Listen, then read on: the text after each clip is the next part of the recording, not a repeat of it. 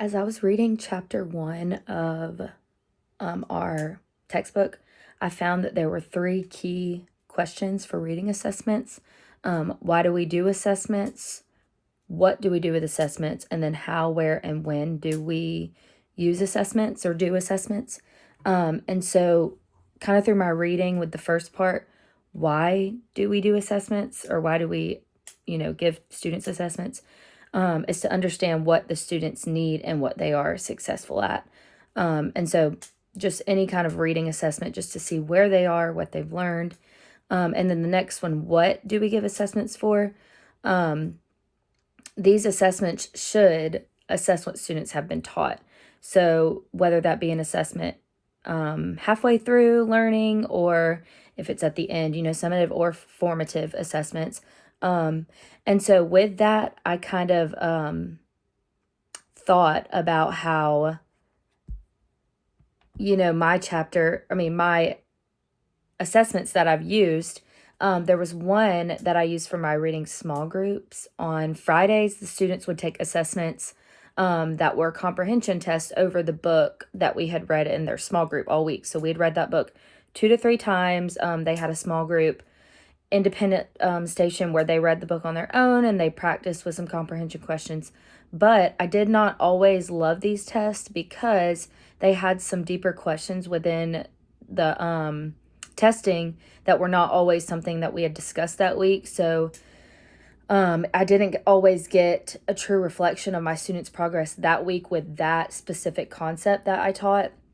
Now I did, sometimes if it was a concept that they had learned in the past, they might know it, but if it was one that we had not gotten to yet, they were all gonna get it wrong unless they just happened to know. And I just felt like that wasn't a true reflection of, the progress they had made that week. And then the last key question for reading assessments is how, where, and when. So how are you going to assess? Where, which assessment are you going to use? Where are you going to find it? And when? So is it at the beginning of the year as a pre-assessment, the end of the year as a post-assessment? So choosing what assessments to use based on information and data that you want to find. So different types of assessments are used for that. So I really liked reading over those 3 different key points of reading assessments, and I learned some things from them. Some of the question was what assessments could you not live without? And some of them that I really appreciated were progress monitoring is one. I liked that we did that every week, every Friday. I would progress monitor, and it just showed me where my students were struggling or where they were in each level. And then it was always differentiated assessing and was for myself. It was for academic coaches and for parents rather than just for a grade. So I appreciated that. And then I like small group discussions after reading books.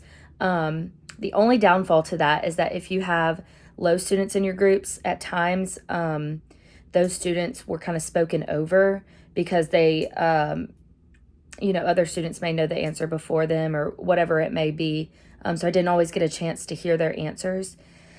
And then, like I said about the Friday comprehension assessments, if I never did one of those again, I'd be totally fine with it.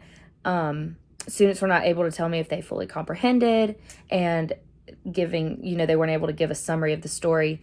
But I think what I would rather do instead of that is give guided questions that create a short answer option to summarize the story. So, asking who were the main characters, what were their problems, just the 5 questions that help students to summarize. So, also pre and post tests that we do are very helpful to see if students are learning the reading skills or not throughout the year.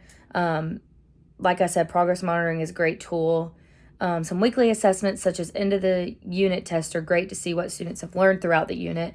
But this assessment is really no help if you give the end of the unit test and then move on, even if some of the students don't understand the concept. So this was something that I had to do in my 2nd grade class because of the lack of time to teach topics and the need to rush on to the next reading topic. So I didn't like how we had to just, give the test, and then if some students didn't understand, we just said, oh, well. And then same thing with the end of the year assessments. If you don't use the data in them to help students, and they're not of any use. So most of my assessments showed a comprehensive portrait of my students, except for the weekly comprehension test that did not always follow the concepts that I was teaching.